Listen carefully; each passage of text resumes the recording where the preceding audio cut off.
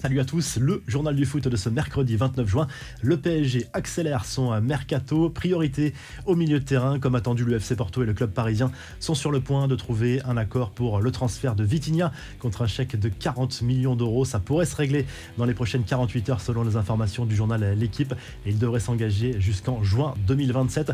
Autre arrivée espérée au milieu de terrain côté parisien, celle de Renato Sanchez qui est d'accord pour rejoindre le club parisien sur le principe. Il s'est mis d'accord en termes de salaire avec le club parisien. Pour le moment, ça bloque au niveau du prix du transfert. Les Lillois se montrent un peu gourmands et veulent un chèque de 30 millions d'euros alors que le Paris Saint-Germain a fait une première offre à 10 millions.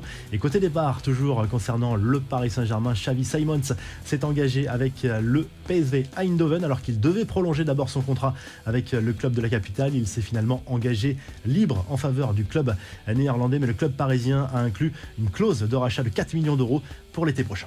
Les autres infos et rumeurs du mercato, l'OL voit s'envoler la piste Tyrell Malacia après un accord trouvé entre Manchester United et le Feyenoord Rotterdam pour le transfert du latéral néerlandais. Le joueur a prévenu les dirigeants lyonnais de sa volonté de privilégier le club anglais. Lyon va donc devoir trouver un autre arrière-gauche. En première ligue, Newcastle a officialisé l'arrivée de Sven Botman. Le défenseur central néerlandais quitte le LOSC pour les Magpies où il vient de signer un contrat de 5 ans. Montant de l'opération 40 millions d'euros. Rafinha, lui, est peut-être en train d'échapper au FC Barcelone. Le Brésilien pourrait prendre la direction de Chelsea lors du mercato estival. Selon Sky Sports et The Athletic, les Blues ont formulé une offre d'environ 64 millions d'euros pour l'ailier de Leeds. Arsenal est en train de se faire doubler dans ce dossier. Les infos en bref, après les fuites, la présentation officielle, le maillot domicile du PSG pour la saison 2022-2023 vient d'être dévoilé par l'équipementier Nike. Il marque le retour de la fameuse bande blanche entourée par deux bandes rouges beaucoup plus fines de chaque côté. On file en Amérique du Sud avec les huitièmes de finale aller de la Copa Libertadores à suivre la nuit prochaine. Un duel à 100% argentin entre Vélez Sarsfield et River Plate. Les Paraguayens de Cerro Porteño reçoivent Palmeiras. Flamengo joue sur la pelouse des Colombiens du Deportes Tolima. La nuit dernière, le choc de la soirée opposait les Corinthians à Boca Juniors. Score final 0-0 pour cette première manche au Brésil.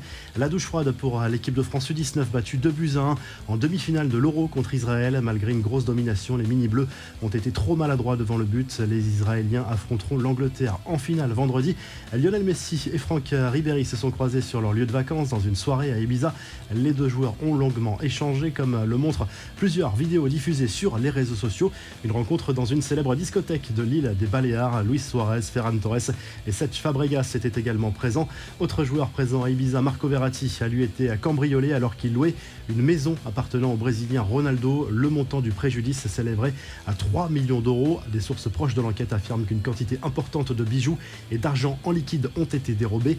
Enfin, Kylian Mbappé continue de profiter de ses vacances aux États-Unis. L'occasion pour lui de mettre sa célébrité à l'épreuve de l'autre côté de l'Atlantique. La star du PSG a reçu une belle ovation lors d'un match de WNBA.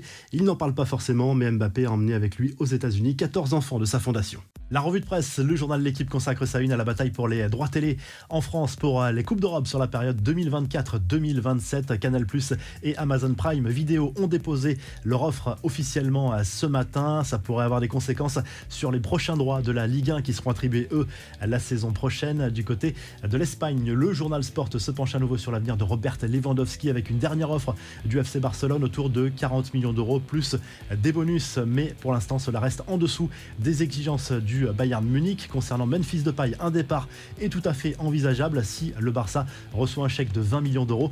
Et en Italie, le Corriere dello Sport consacre sa une à l'arrivée de Romelu Lukaku à l'Inter Milan. Chelsea est enfin tombé d'accord avec le club italien pour un prêt payant sans option d'achat. Si le journal du foot vous a plu, n'hésitez pas à liker, à vous abonner pour le retrouver très vite pour un nouveau journal du foot.